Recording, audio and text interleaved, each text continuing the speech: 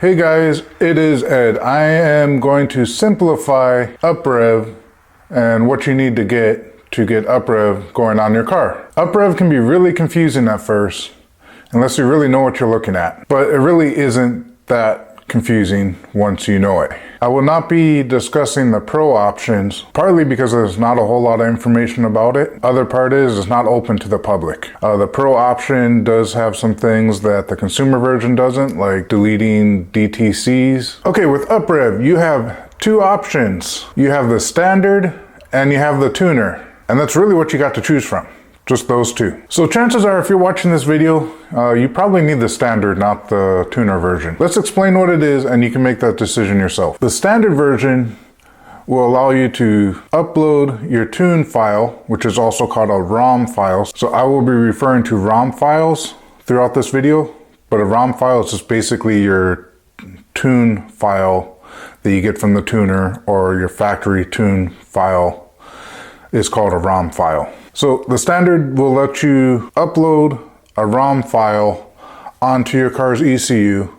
Along with that, it will allow you to data log. And that's basically all the standard kit does. You buy it, you get a tune from your tuner, and you upload it to your car. The tuner version will also allow you to upload a ROM file from a tuner, and it'll also allow you to data log. What makes the tuner version different is that you can actually adjust the tune yourself. Of course, you do have some limitations compared to what the tuner has available to them, but there is a heck of a lot of things that you can adjust and tune with the tuner version.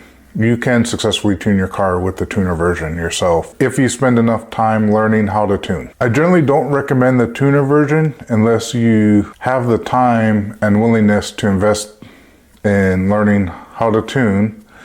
Uprev does tune a little bit differently than other softwares, and the uprev information is not as easily available as some other softwares out there for other platforms. So now that you decided what version you want to go with, whether it's the standard or the tuner, you'll need two things. You'll need a license for the software, and you need the cable for the software. You need both those things from uprev to be able to successfully tune your car with uprev. A standard USB to OBD2 cable does not work with uprev. You have to use their cable, and the license gets tied into the cable. There's a little computer chip or something inside the cable. Also note, the cables are different between the standard and the tuner. So if you go with tuner, you need to go everything with tuner. If you go standard, you need to go everything with standard. You can purchase both the license and the cable as a kit, or you can purchase them separately.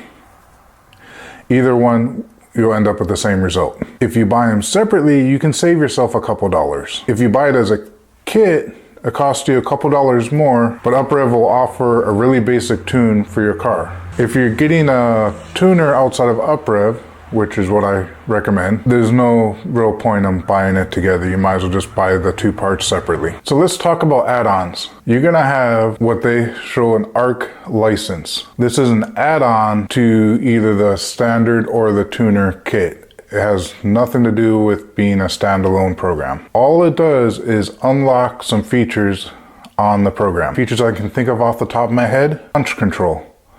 So you pay an extra, let's say $100, and you can get launch control. It is not necessary, but it is an option if you want to get it. Next, let's talk about the non-core patch fee. Chances are you will not be needing this.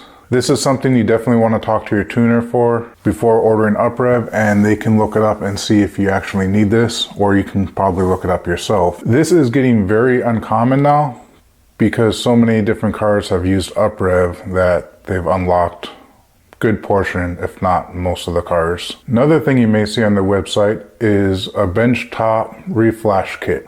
This is for tuners. It's not really for the consumer level, so don't worry about it. So I also want to note, because uprev uses a high CAN bus for communication, not all cars will have a CAN bus line going to the OBD2 port. Example of this is going to be the 2004 to 2006 Nissan Sentra. On those cars, you need to tap into your CAN bus wire and run the wire down to your OBD2 port. Once that wire is down there, then uprev will then be able to communicate with your car's ECU using the CAN bus. If you need to do that to your 04 to 06 Sentra, I do have a video.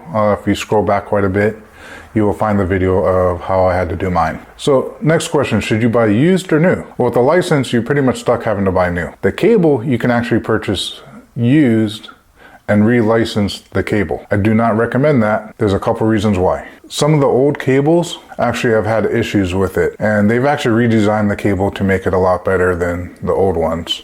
Particularly the ones that had the USB-C on the OBD2 end that disconnected. So you definitely want to stay away from those. Another thing to consider when purchasing a used cable is that you do not get any warranty with it. But along with not getting any warranty with it, if that used cable happens to brick your ECU, or your ECU gets bricked while trying to tune it, which does happen. If that happens and you have a used cable, you have to pay uprev, maybe $150 or so, to then go ahead and unbrick that ECU. But if you bought a brand new cable from a dealer, uprev will actually unbrick that ECU for free. If you're looking for someone to tune your car, I personally using Bobby Haskell, also known as the Hot Sauce Tune, HST. If you need to know how to get in contact with them, you can drop it in the comments. I'll send you his link. Anyway, thank you for watching. If you found this video useful at all, cool.